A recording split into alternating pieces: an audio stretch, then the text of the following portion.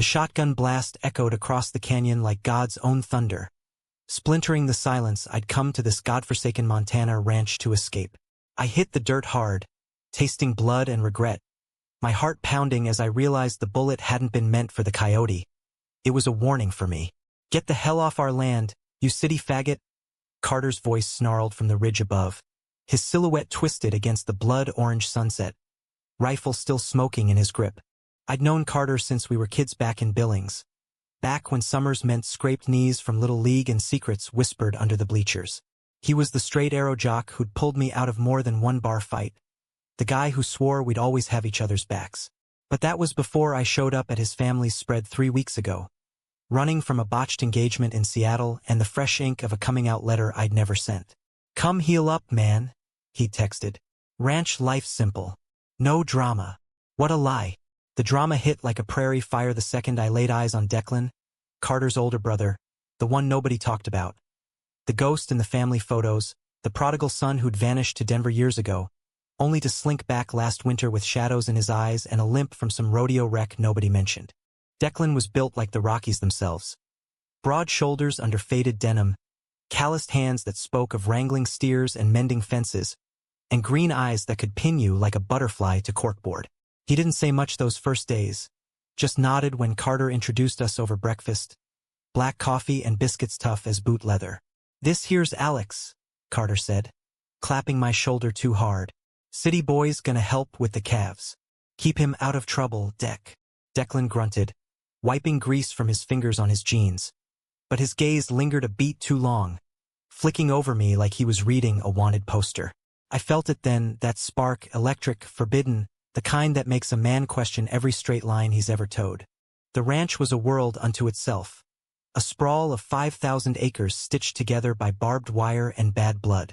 The McAllister spread had been in the family since the Homestead Acts, passed down like a curse from Declan and Carter's granddad, a hardscrabble Irish immigrant who'd clawed it from the dirt.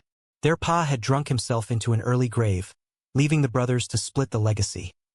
Carter, the hothead ranch foreman, married to the land and his high school sweetheart, Jenny, with talks of kids and expansion. Declan, the black sheep, who'd bolted after high school, chasing buckles and anonymity in the circuit, only to return broken, whispering to Carter about starting over. I pieced it together from overheard snatches.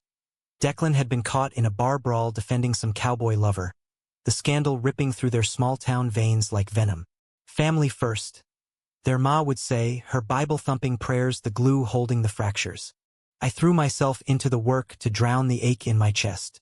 Dawn patrols on horseback, mending irrigation lines under a sun that baked you raw, evenings branding strays while coyotes howled like lost souls. Carter was a taskmaster, barking orders with that easy charisma that masked his temper. But Declan, Declan moved like he belonged to the wind. We'd ride out together sometimes, checking fences along the creek, the air thick with sage and unspoken words. "You ever think about leaving it all?" I'd ask, reins loose in my hands as our horses splashed through shallow water. He'd tip his hat back, sweat beading on his forehead, and say, "Every damn day, but loyalty's a chain, Alex. Breaks you if you fight it too hard." His voice was gravel and smoke, laced with a vulnerability that hooked me deeper than any city fling ever had. It started innocent. A shared flask of whiskey by the fire pit after Carter and Jenny turned in, stars wheeling overhead like God's own confetti. We'd talk about everything and nothing.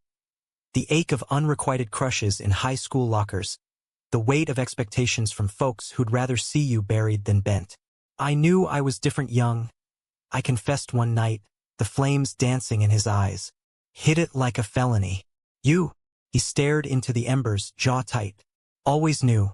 Pa caught me once with a hand on a boy's knee at the county fair. Whipped me till I couldn't sit a saddle. Carter covered for me, said it was a fight.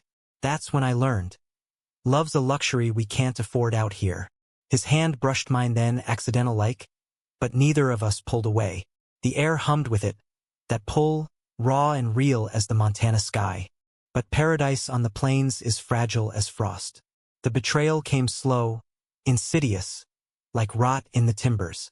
I'd left my phone in the bunkhouse one afternoon, charger tangled in the sheets, and when I came back, Carter was there, scrolling through texts from my ex. Messages about pride parades and therapy sessions, the digital trail of my unraveling. His face was thunder when he confronted me that evening, as we roped calves in the corral, dust choking the air. "What the hell is this, Alex? You think you can waltz in here, play house with my brother, and drag our name through the mud?" His words landed like lashes, eyes wild with a fear I hadn't seen since we were teens dodging his old man's belt. I stammered denials, heat rising in my cheeks, but he wasn't hearing it. "Declan's been through enough. You touch him, you break him, and I won't let that happen, not to my blood." I pulled back, gutted, the romance we'd barely kindled flickering like a candle in a gale. Declan sensed the shift, the way Carter's glares followed us like hawks. He cornered me one dawn in the hayloft, bales stacked high as secrets. "What's eaten you?" he asked, his breath warm against my neck as he reached past me for a pitchfork. I spilled it then, the confrontation, Carter's venom, the fear that our stolen moments were poisoning the well. Declan's face hardened, a storm brewing behind those eyes. "He means well," he said finally, voice low. "Family's all we got. But Alex, this thing between us, it's the first real thing I've felt since I came home." He cupped my jaw then, thumb rough against my stubble, and kissed me. Soft at first, then fierce, like a man staking claim on stolen ground. It was oxygen after drowning, his lips tasting of coffee and courage, our bodies pressing close in the golden dust motes. For that stolen hour, the world narrowed to us. Two outcasts forging something unbreakable amid the hay-scented shadows. The conflict escalated like a brushfire in August dry. Carter's suspicions festered, turning brother against brother in whispers and slammed doors. Jenny tried mediating over pot roast Sundays, her soft southern drawl pleading for peace. But Carter was a dam ready to burst. "You're blind, Deck," he'd hiss during evening chores. "That boy's trouble. Gonna out us all, make us jokes in town." Declan fired back, voice steady as rain thunder. "Trouble? Or just a chance to live honest?" Their ma watched it all with saintly silence, her rosary beads clicking like a countdown. The climax hit on a Friday gale, wind howling off the Apsaricas like the devil's own dirge. We'd lost a steer to the creek swell, flash flood from mountain melt, and Carter blamed me, of course, his rage boiling over as we searched the banks at dusk.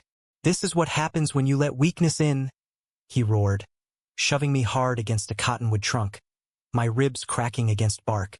Declan exploded from the treeline then, horse lathered and wild-eyed, barreling between us like a freight train. "Enough!" His shout cut the wind, fist connecting with Carter's jaw in a sickening thud that dropped his brother to the mud. Blood trickled from Carter's lip, mixing with rain as the skies opened. But Declan didn't stop, didn't back down. He hauled me up, arm iron around my waist, and faced his brother square. "You want to protect this family? Start with the truth, not the lies we've been choking on. I love him, Cart. Been loving him since the day he showed up, looking lost as I feel. And if that makes me the weak link, then cut me loose, but you don't get to hurt him to save your pride." The words hung there, heavier than the storm, lightning fracturing the sky like shattered glass. Carter staggered up, wiping blood and rain from his face, his eyes, those fierce, loyal eyes, cracking open for the first time. No punches flew, no sermons preached. Just silence, broken only by the creek's roar and Declan's ragged breaths. You mean that?" Carter finally choked out, voice small as a boy's. Declan nodded, grip tightening on me, his gesture not just protection, but a declaration. A bridge thrown across the chasm of years. "Loyalty ain't blind obedience, brother. It's true sin who stands with you, even when it scares the hell out of you." In the aftermath, the ranch didn't shatter. It bent, like willows in the wind. Carter apologized over dawn coffee the next day, words halting and raw. "I was scared, Alex.